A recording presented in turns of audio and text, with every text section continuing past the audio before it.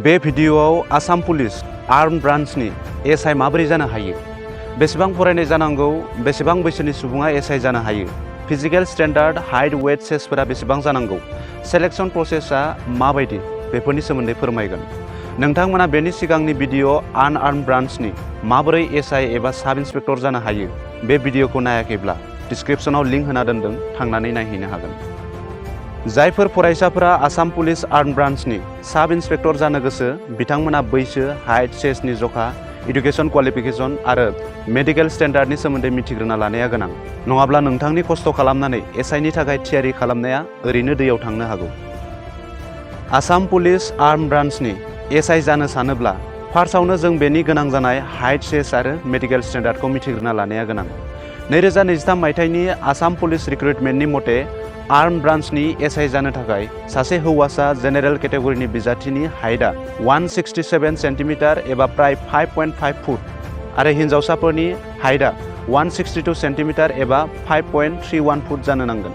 ST केटेगरिनि हौवासा बिजाथिफोरनि हाइटआ 160.02 centimetre एबा 5.25 foot आरो हिन्जावसाफोरनि हाइटआ 152.40 एबा प्राय 5 फुट गोजौ जानो नांगोन। जुदि हाइटआ बेफोरनि खम जायोब्ला एसआईनि थाखाय एलिजिबल जानाय नङा।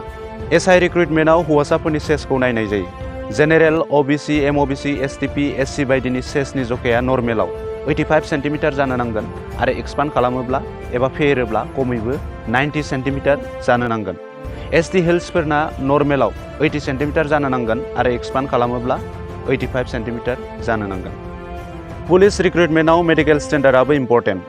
बेखौबो एसआई जानो गोसो जानायफोरा मिथिना लानाया गोनां।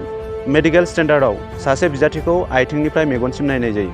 हान्थुआ नकनि जानो मोननाय नङा आरो फ्लेट एबा फ्लेट फुट जानो मोननाय नङा। नकनि माने हान्थु गिलाया गुसुंब्ला मोननैजों नांजाबनाय जानो नाङा आरो फ्लेट फुट माने आथिं आफाथालाया हायाव समानै नांजाबनाय जानो नाङा। सावगारिखौ स्क्रिनाव होदों, नोंथांमोना नायनानै बुजिना लानो हागोन।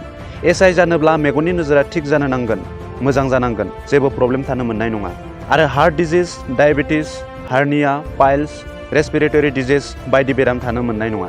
बेफोरबायदि बेराम एबा जेंना थायोब्ला एसआईनि थाखाय एलिजिबल जानाय नङा। बेखायनो जायफोर एसआई जानो गोसो गावखौ नोजोर होनाया मोजां। एसआईनि थाखाय एलिजिबल नंगौना नङा, एसआई जानो हागोन ना हाया, बा एसआईनि थाखाय एलिजिबल क्राइटेरिया दंना गैया। साब इन्सपेक्टर जानो थाखाय आरोबाव मोननै मोस्ट इम्परटेन्ट क्राइटेरियाया जाबाय एडुकेशन क्वालिफिकेशन आरो एज, बैसो। एसआई जानो थाखाय सासे बिजाथिया जायखिजाया स्ट्रिमनिफ्राय ग्रेजुएसन एबा बिए, बिएससि, बिकम बायदि पास जानाय जानांगोन। बिजाथिनि बैसोआ 20 निफ्राय 24 बोसोर बैसोनि गेजेराव जानो नांगोन।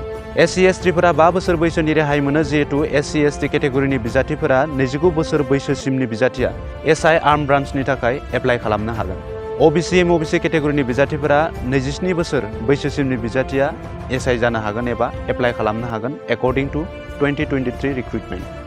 इयुनाव रिक्रुटमेन्ट जायोब्ला हयथ' बेफोर एसे खम बारा जानो हागौ एबा एसे एनै सोलाय सोल' जानो हागौ एबा जायाबो जानो हागौ। सेलेक्शन प्रसेसनि बाथ्रा बुङोब्ला गिबियाव रिटेन टेस्ट, बेनि उनाव फिजिकेल इफिसियेन्सि टेस्ट आरो लास्ट साइकोमेट्रिक टेस्ट लानाय जायो। रिटेन टेस्टआव गासै 100 नम्बरनि सोंथि फैयो। एमसिकिउ, ओएमआर बेस, बेवहाय लजिकेल रिजनिं, एप्टिट्युड, इंलिश कम्प्रेहेन्सन, हिस्ट्रि, जिके बेफोर साबजेक्टनिफ्राय सोंथि फैयो। फिजिकेल इफिसियेन्सि टेस्टआव बिजाथिफोरखौ खारनाय आरो लं जाम्प एबा गोलाव बारनाय टेस्ट लानाय जायो। 2023 मायथाइनि रिक्रुटमेन्टआव हौवासाफोरखौ गासै 4.6 किल'मिटार खारनो होदोंमोन आरो समखौ 20 मिनिट होनाय जादोंमोन आरो हिन्जावसाफोरना 2.8 किल'मिटार डिस्टेन्स आरो बिसोरनि समा 19 मिनिट्समोन।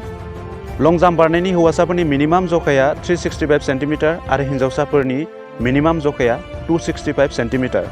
लं जाम्प बारनायाव सासे बिजाथिया जेसेबां गोलाव बारनो हागोन एसेबां बुरजा मार्क्स मोननो हागोन according to 2023 recruitment. Written test, physical efficiency test आरो साइकोमेट्रिक टेस्टआव मोननाय नम्बरनि सायाव सोनारनानै मेरिट लिस्टखौ दिहुननाय जायो। बेफोर प्राय इनफरमेसनखौ थांनाय 2023 मायथाइनि आसाम पुलिस एसआई रिक्रुटमेन्टनिफ्राय लानाय जादों।